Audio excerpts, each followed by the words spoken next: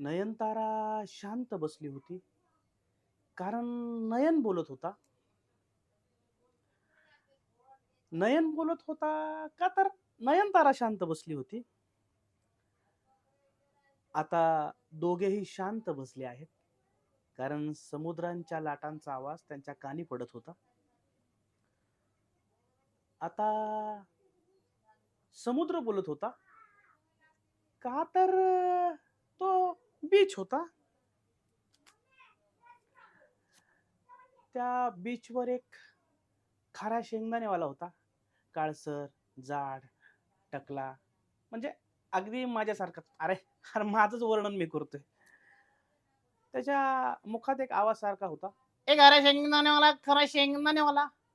हा आवाज नयनच्या कानी पडला. नयन खारे शेंगदाण्याला बघून नयनताराला बोलला, "तू खारे शेंगदाणे घेणार?" मग नयनतारा बोलली, नाही नाही, नयनतारा काहीच बोलली नाही.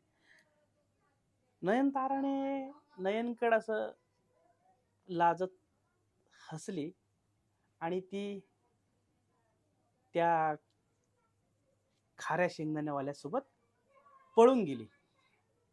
हा, संपला. पण हे पळून काय गेली? खाऱ्या शेंगदाण्यावाल्याचं काय विषय? जाऊ दे. ते प्रेक्षक बघून घेतील, तुम्ही बघून घ्या. मला काय सांगू नका. आपलं काम झालं, आपण स्टेज पाठवून द्यायची, विषय संपला.